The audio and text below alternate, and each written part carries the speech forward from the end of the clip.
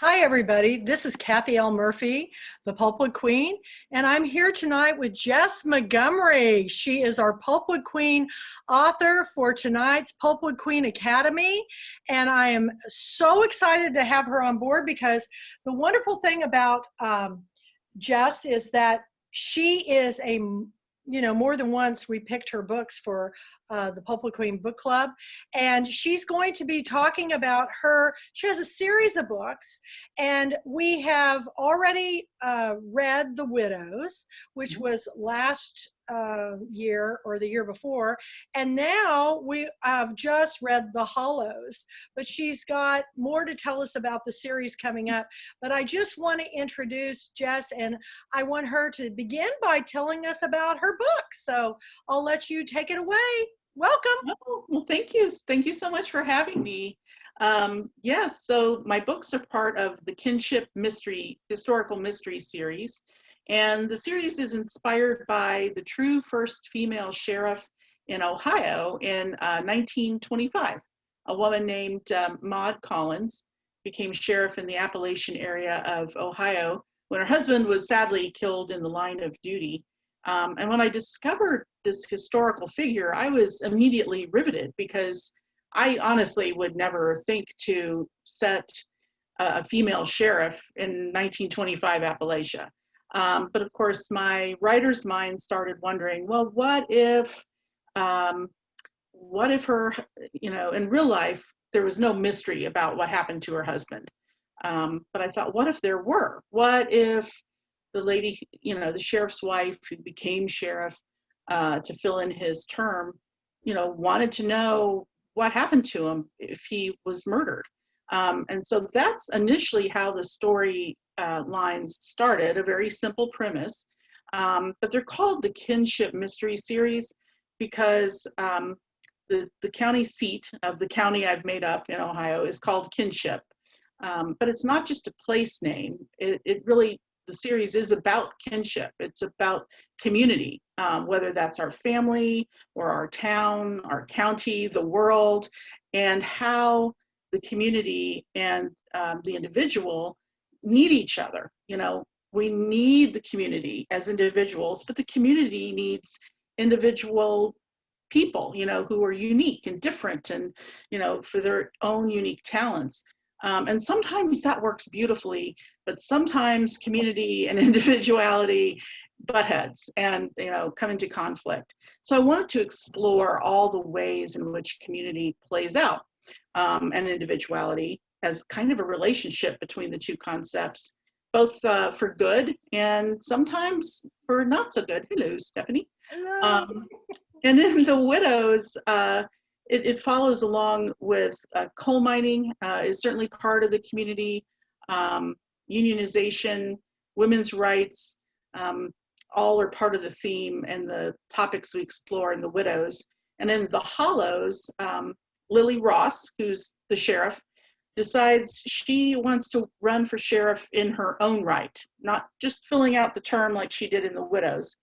And in real life, Maud Collins, the inspiration for Lily, she ran for sheriff in her own right in 1926 and won by a landslide, which I find fascinating. It is fascinating.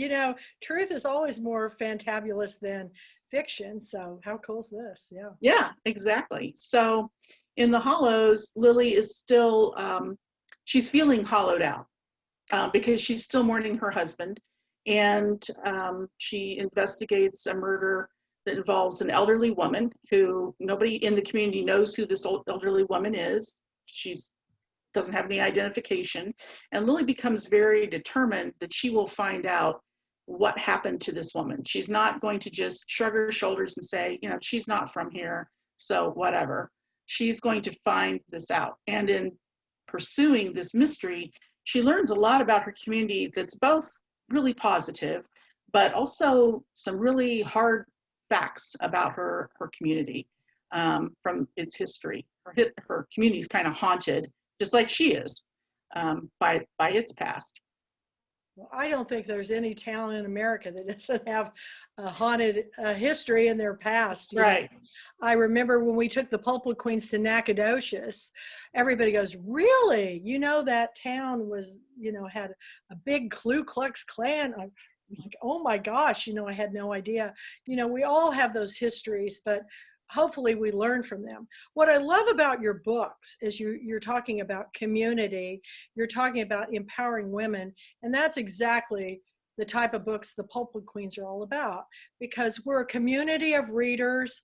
We all come together and share our author stories and then share our own stories too.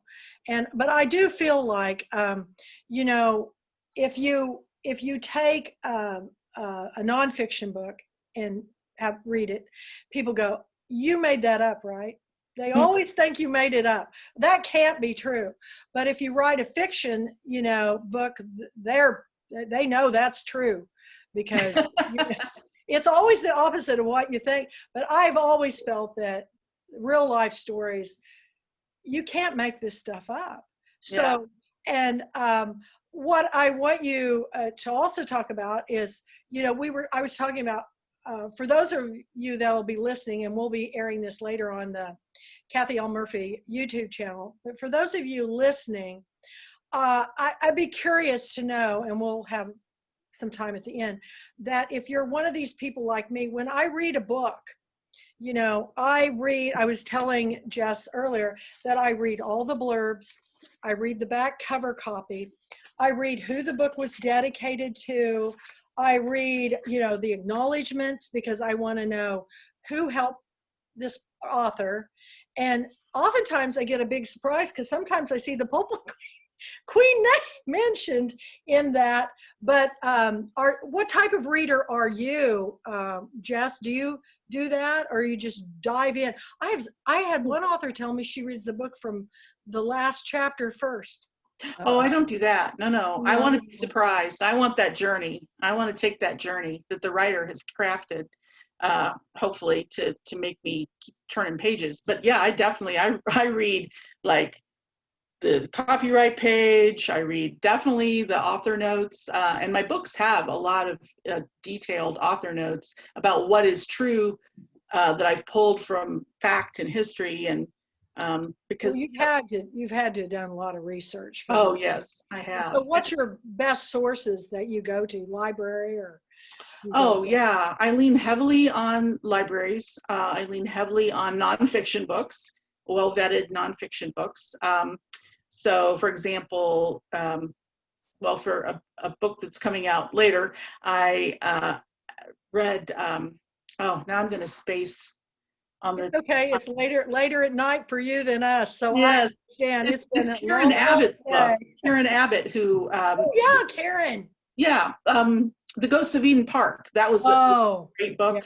yeah. The Bourbon King, because one of my characters is inspired by the true life George Remus, and that's covered in both Karen's book and The Bourbon King. So I read other people's nonfiction, and then I'll look at newspapers and ads from the 1920s for the area that I'm writing about. I go on to a source called JSTOR. I was going to say, do you use JSTOR? Because I use that was JSTOR. my source in when doing art history courses, is JSTOR. Okay, yeah, Yeah, yeah. so I know all about JSTOR. Well, and you mentioned the KKK in a town that you took the Pulpwood Queens to for a year or two. And way in the past, way in the past. Way Okay. in the past. But I went on JSTOR when I was about to write The Hollows. I didn't know it was going to be called The Hollows. I just knew I needed to write a book set in 1926. And I literally just typed in 1926, and bunches of articles came up. And one that came up was about the WKKK, What's that? the women's KKK. What? There I've was, never heard of that. Have you, yeah, Stephanie? right. Oh, Did and they wear were, the did they wear the pointy oh, hat? yes, they did. Yeah, I found a lot of articles and photos, just creepy old photos. But they were in every state in the Union in the 1920s. They finally went out of business because of financial shenanigans in the 1930s, and they were very big actually they were in every state in the Union at the time, but they were big in Ohio, Indiana, Pennsylvania, so where I'm from. And I have to admit, I thought I can't write about that. And then I thought, it's like letting the genie out of the bottle. Once you've seen it, you've seen it. And I thought, I can't embrace the history that's just the history I'm comfortable with. I have to embrace both. Because also, in our area, there was the Underground Railroad. So there, like I was saying earlier, there are definitely positives from the history, but there's also this counterpoint of the WKKK, women who wanted their own KKK. And, there were men who divorced their wives because they didn't want to be associated with that. So it's kind of the opposite. It's like flips the script of what you would think. That almost sounds like a full book to me. Well, there was one book that was written, I think in the 1980s, and then these scholarly articles, and I read everything, and I found, articles from newspapers, because I really wanted to verify and get it right because it's so shocking. It is. But that's part of the Hollows. It's part of the subplot of the Hollows, and that's part of the Hollow past, right? Well, it's just like I shared a post it was in the early 1800s. There was, women were put in mental institutions if somebody had circled novel readers. And I laughed. And so I started, I was really looking at the list. And as I went through it, I go, I've done that. I've done that.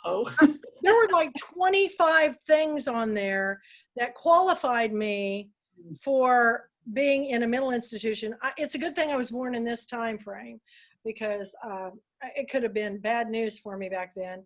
And years ago, we read a book about a woman who, during the Civil War time, the woman was very outspoken about for this, for the slaves, and her husband had her put in a mental institution in Louisiana. And it's hard to believe. And then, I have a Lakota Indian author friend that, was telling me about, Indians were put into mental institutions that couldn't behave, on reservations. And there's a wonderful new not a documentary, a movie I just watched, and it's up on my Facebook page, about that experience, about children taken away from their parents and put in these Catholic, schools with nuns and priests that beat them. It was just horrific. I'm not saying that all Catholic, do this, but there's been a lot of atrocities in the past, and we're in the time right now that all those stories are coming forth, as the Me Too and Black Lives Matter, and all these stories are coming forth. And I'm just kind of appalled that it really wasn't that long ago. Right. So I'm really anxious, because I know that you've got a third book coming out in March of 2019. And that book I have not read, and it is called The Stills. Yes. Coming out. Can you give us a tease about that book? I can. Yeah, it's coming out in March 9th, 2021. And these books are all set in the 1920s, so not the 2020s. And so Prohibition is a big part, is sort of in the background of the first two books.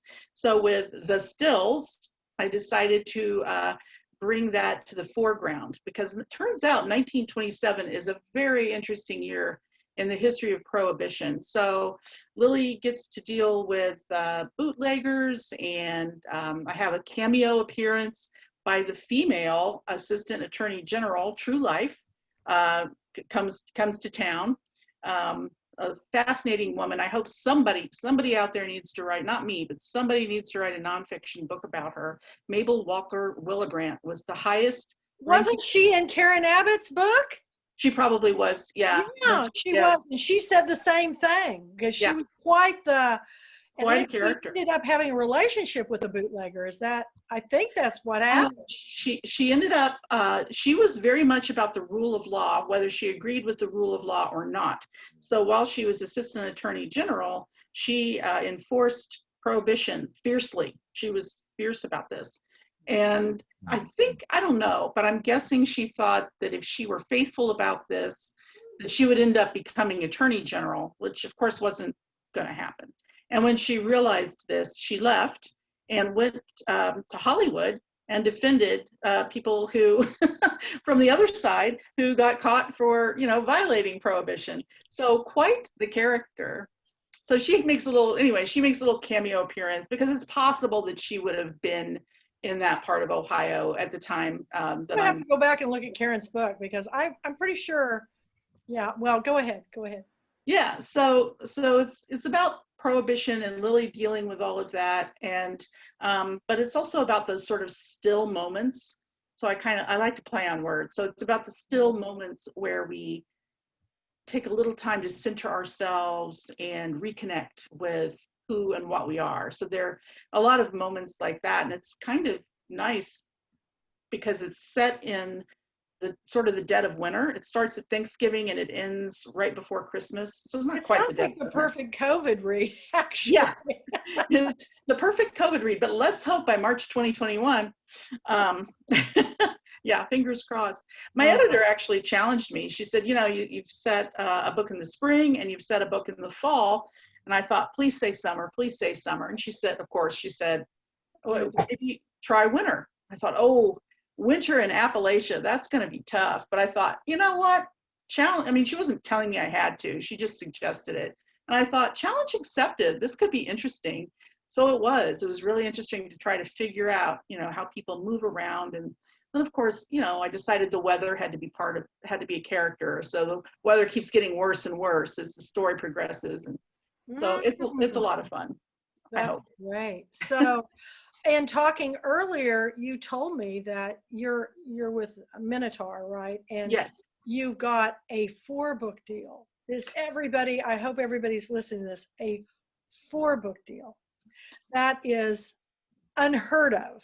Yeah. But your books are really doing well. So, and we hope the Pulpwood Queens will lift you up even higher, and as we share your stories with the world. But, so have you started on the 4th book at all? Oh yes, I have. You are busy. February.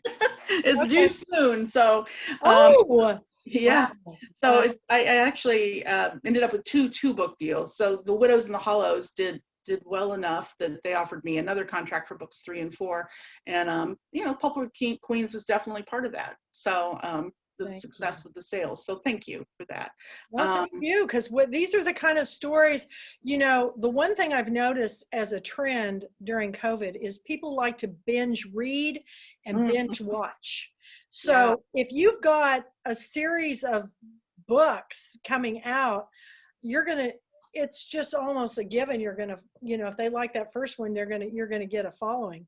And I think you've gotten a pretty good one. I mean, my authors were even emailing me about you being here tonight because you've got authors that were, reaching out to me, telling me, oh, yay, I love her book. So when authors love other authors' books, that's special. Yes. I'm really excited about your books. Now, do we have a title for the 4th book yet?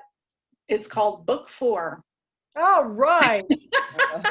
So no. Book 4. How original. I know. And it's the 4th book. I was telling her earlier, I said, please don't do any books with the girl walking from the back. She goes, well, Kathy, if you notice on my book, there is a girl walking in the back, but she's so far in the distance. It's not like there's a zillion books out right now. It's the trend to have them standing with their back to the camera, maybe slightly looking over their shoulder. It's kind of like in romance books, you've always got some guy dipping some girl that is about to lose her top.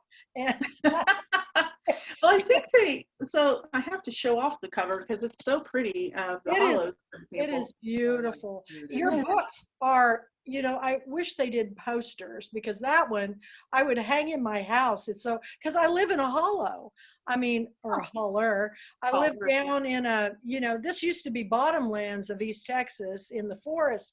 They drained them off, have natural springs. So I'm kind of down in the holler. I'm always worried I'm going to lose my internet because it goes in and out. But so far, so good. But now, when you get done with this fourth book, do you think there'll be more? I hope so. I've kind of plotted out what will happen to the characters. I'm kind of embarrassed to admit this because it makes me sound like such a nerd, but through the end of World War II, I just wanted to know, like in my own head, where is Lily going to end up? You know, and that's almost 20 years from where I'm writing, but Good where for is, you. yeah, Big I just kind picture. of want to Yeah. know. Yeah, like where Cool. am I heading them? So, you know, I don't know that there'll be that many books, but I have a sense of where they're going individually, all the characters. It's quite a cast of characters because there's Lily, there's her mama, she has a couple kids, she has a little brother who's the same age as her oldest son, change of life baby for her mama. And she's got her friends Hildy and Marvina and their families, and then people, you know, in the town and people in the That's county. that's the way it was back then. Yeah, I mean, my grandparents, on my mother's side, you know, my grandfather had 8 siblings and my grandmother was the oldest of 12.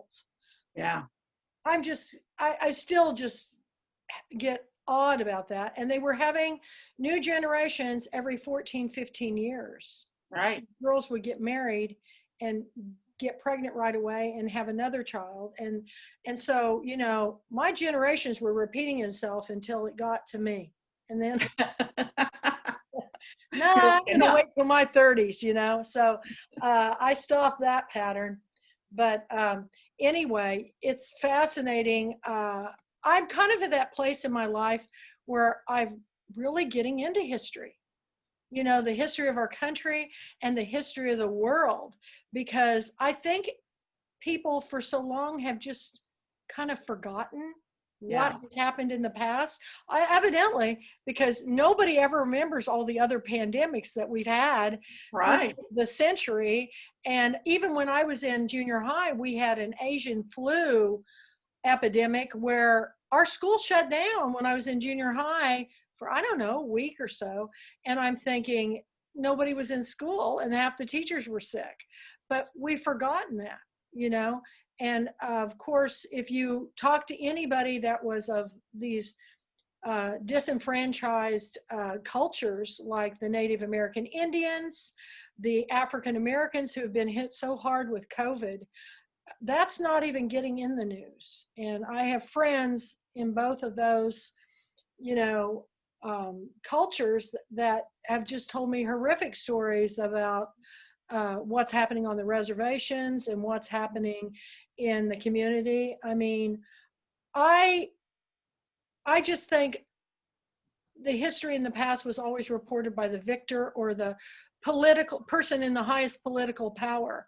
Right. And now it's like it's all coming out, you know. And of course it's from people that are researching and doing books like yours, Yeah. because that's fascinating about the women's KKK. I'm just Oh. trying to wrap my head around that. I'm thinking I thought women were smarter than that, but Well, yeah, I thought so too. But then I realized, you know, if you have equal rights for doing great things, I guess you have equal rights for doing horrible things. Um, so, but like I said earlier, I thought it was important to kind of embrace the totality of history, even, you know, even the ugly parts, because when you were a kid, what were you reading? What were you reading in school? oh my gosh, I read not particularly politically correct now, but Laura Ingalls Wilder. I read Oh, all those well, you books. know, I'm gonna speak up for those books because I grew up on Laura Ingalls Wilder books, Yeah, I did and too. they were family values. I remember when it was banned when I was working in a bookstore. It was really banned because they said some school in South Dakota declared that it was derogatory to Native American Indians, and I said, well, we can't rewrite the past. We can't rewrite, you know, what happened during the Civil War. These were white people were afraid of American Indians, but we did more atrocities to them than they ever did to us, I believe, from Mhm. the things that I've been reading. But I do think that those books were about family values and living simply. And, you know, I stand by Tarzan books, and a lot of people find them racist. And I said, but you have to understand, in the time that they were written, it was a different world. People saw things differently.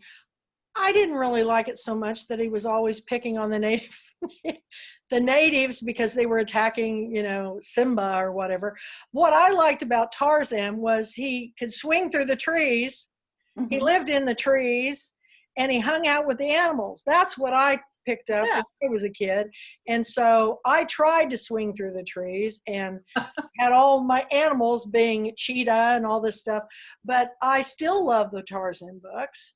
But I do look at it with a different perspective. Different eyes. Well, I mean, for me, the Laura Ingalls Wilder books were about the adventure, like how that's what I remember. And Now, if I Laura read was it like now, she was a little feminist in a way. she was subversive. She became a school teacher, and she married a boy that she loved, Alfonso, and then the poor guy had a heart attack when he was only 25 in real life, and then he was like disabled. Yeah.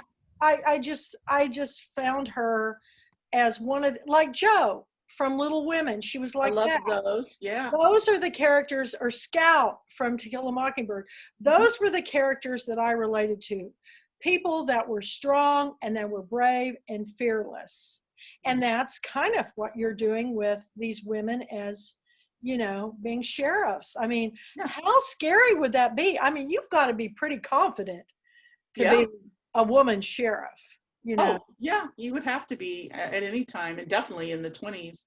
Oh my goodness. Yeah. Oh, the other book I loved a great deal was Harriet the Spy. I read that book 13 times over, literally, like my 7th grade year of junior high, which is how I survived junior high.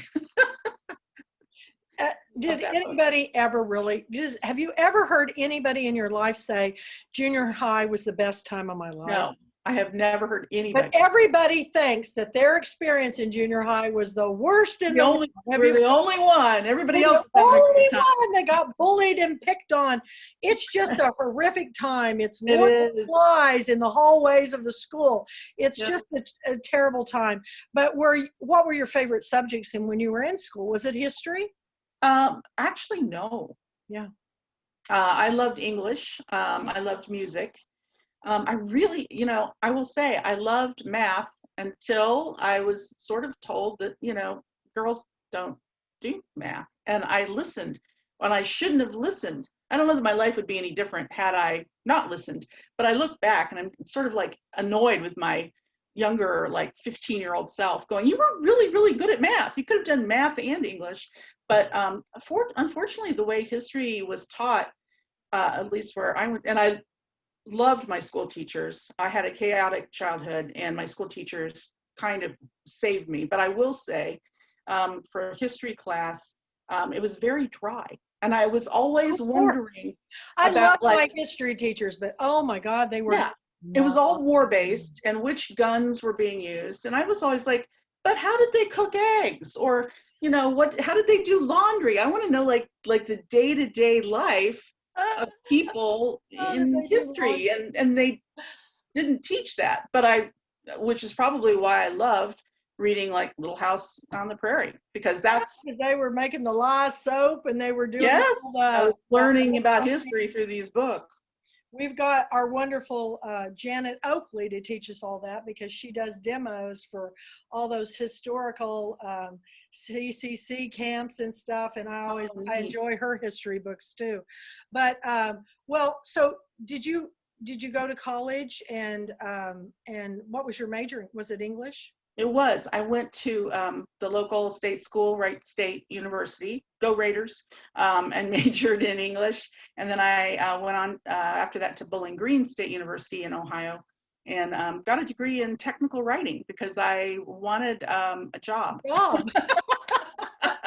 I wanted a job, and I got a job. And I was a tech writer for maybe 8 years or so, and it was fine. I mean, it wasn't creative writing, but it was a job. It paid the bills. And then I realized I was either going to have to allow myself to be funneled into management at a corporation or shift to marketing communications. And I did not want to be in management. So I shifted to marketing communications, which I have no training in, but I learned on the job. So that was what I did for a long time. And I then had a marketing communications business for about almost 10 years. And then the Great Recession hit in 2008 and 9, and every single client lost their job.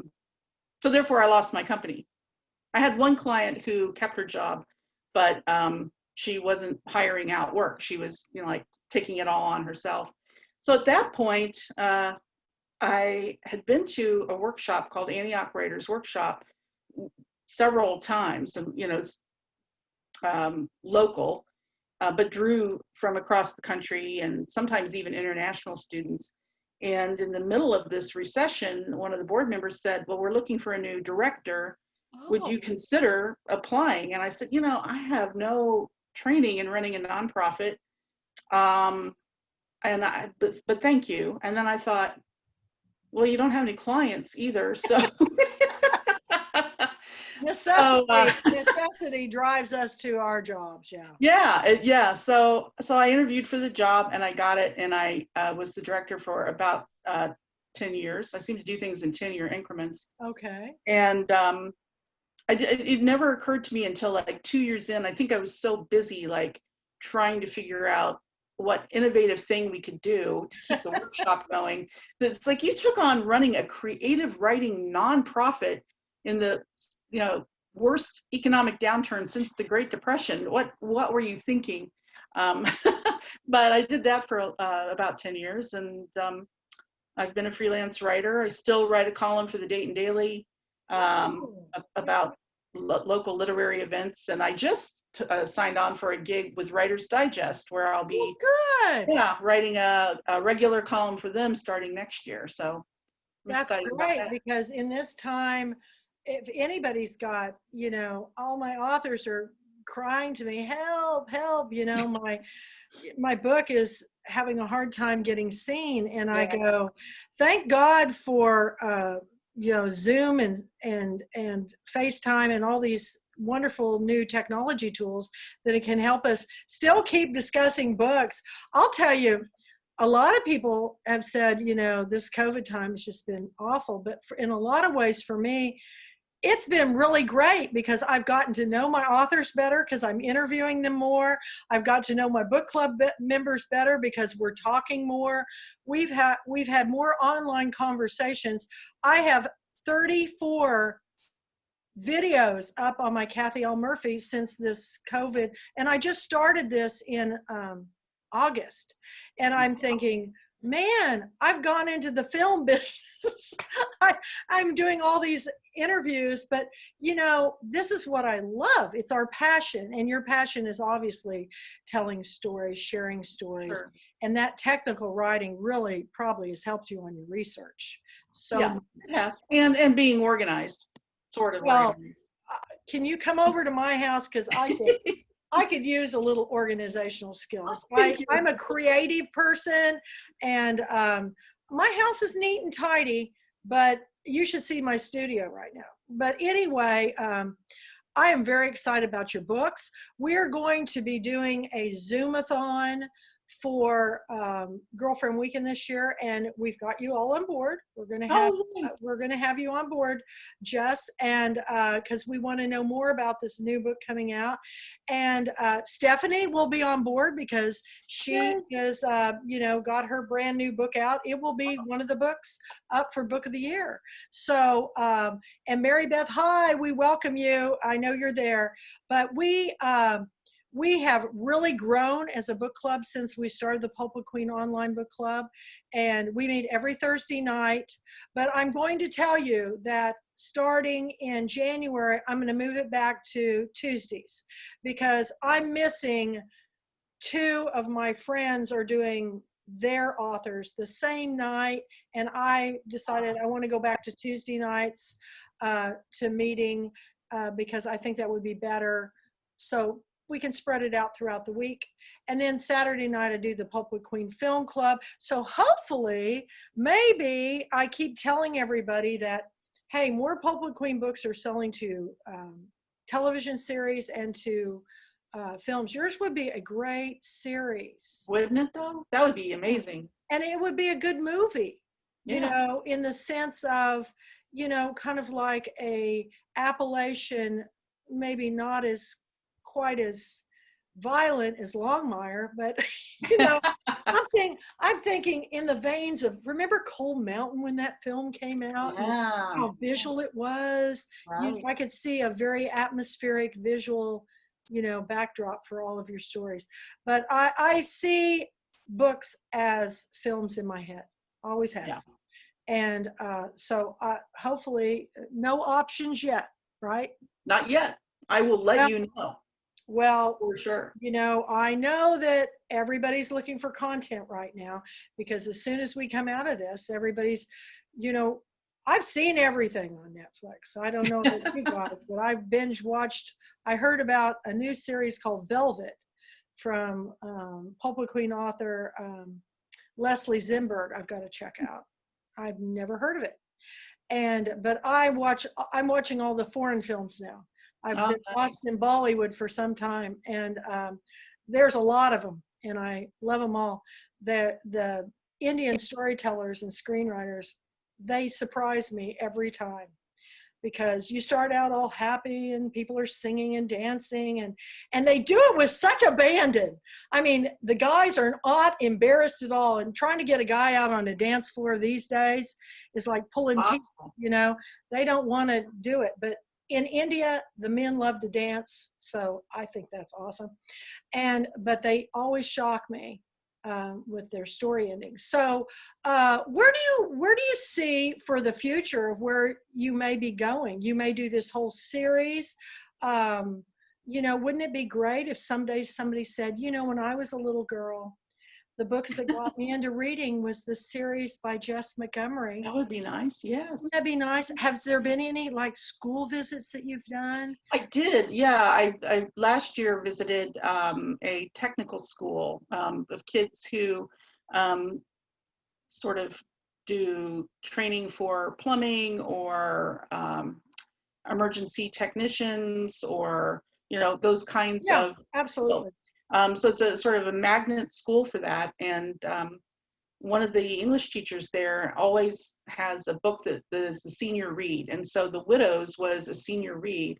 And it was really, yeah, it was really neat to go and meet with all of them. All of the graduating seniors had read The Widows. And it was really touching, because they talked about how they connected with the working class, you know, the coal miners and people like that, and some of them had coal miners in their ancestry.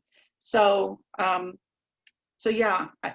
So the books are published for adults, but certainly for more advanced high school readers are appropriate. Do you know? Have you researched how many women sheriffs there are in the country, and if they have an organization?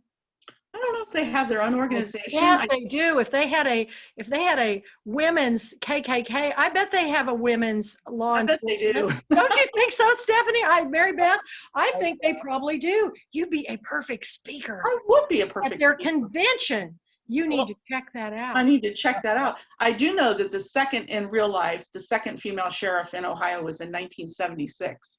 So it was that many years between, from 1925.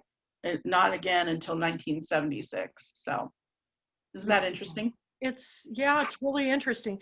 But you know, in the time frame, you know, when I think about my grandmother's era, that the women were a lot braver back in the 20s and, you know, at the turn of the century. The 10s, 20s, and 30s, those women were pretty, I mean, they bobbed their hair.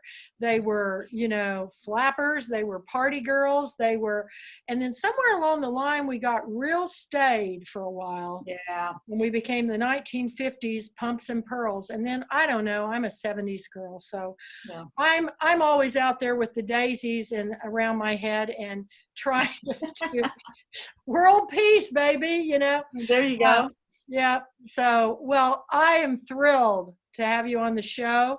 Thank you. If Mary Beth or Stephanie, if you have any questions, now would be the time, or comments to say. I see your puppies jumping all I over love your dogs. They're just so two of them, beautiful. and they're awesome. They're Oh, evidently they want to be in the picture. well, yeah. Yeah. They're So, beautiful. well, anyway, if they do have any burning questions, you can go to Jess Montgomery Author.com. author at .com, or your email is Jess Montgomery Author@gmail.com. So those, I try to send people back to you because I know it's really hard if you're like in an auditorium and an author speaking, and they go, do you have any questions? And I'm always on the front row. Yes, I do.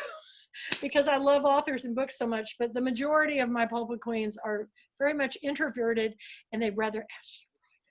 So that's cool. Happy to entertain questions. We're going to, as soon as this is over, it's downloads, and I posted on my Kathy L. Murphy YouTube channel, Beth, and this will make 36 videos of story times, interviews, Pulpwood Queen, film club, celebrities and different people. So it's kind of a one-stop shop for all the people that are telling stories. So we thank you for coming on board. We hope you have a wonderful evening. And when we see you next, will be in January for our online Zoomathon, which I'm going to announce the books, everybody, December 1st for my 2021 picks. I'm doing 12 books of the year, bonus books. I'm also doing 12 international books of the year and bonus books, because we are a international book club and we want to have reading for everybody.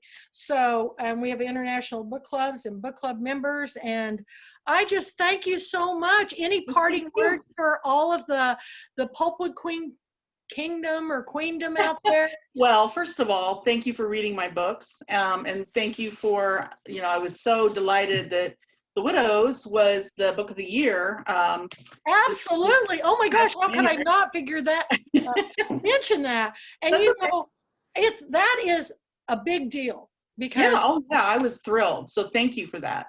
we didn't quite have 800 chapters when we voted then, but we do now. But it was pretty much, it's always funny to me. We have 12 books, but we always have pretty much a landslide for the winner.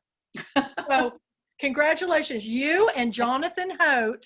He won for the Doug Marlette Award, and I'm trying to think who won for the bonus book of the year. It was I can see his face, but I'm spacing on his name. Oh, oh gosh, he's got the new, oh my gosh, why can't Michael, 3 names, Michael Smith, Michael. I'm going to have to look it up. He's going to. Yeah, he was very tall, and he had a literary novel. I know that, and he was very charming. Michael Ferris Smith. Oh my gosh, senior moment, Michael. So sorry, but he won for his book, and I'm always thrilled. And we'll be voting for, I need to get the ballots out in November, because we vote by December 1st. So when I make the announcement of the books of the year, I'm going to go ahead and announce for 21, I'm going to go ahead and announce who won the books of the year. No, I think I'll wait until the Zoomathon, because that'll get more people on board to see who won. And so thank you all for joining us, taking time out of your busy lives. Now that we're all home social distancing, I appreciate everybody who reads our books, who joins the conversation, and who basically keeps this whole book club going, because it's not easy, especially in today's time. I have just become, for a person who is not into technology at all, I spent tonight before our meeting trying to figure out how to do simultaneous FaceTimes with Zoom, like Sherry Staunch is doing. I couldn't figure it out because my pages didn't match the pages they were showing. I know you have to do both Zoom and FaceTime and somehow meld them together. I will eventually get it figured out. I'm going to have to call Sherry. But thank you for joining us. Thank you, everybody. And until next time, it's all about the story. Check out Jess Montgomery's page on Facebook, email her messages, and we'll see you in January. All right. Bye, Stephanie. Bye, Mary Beth. Thanks for joining.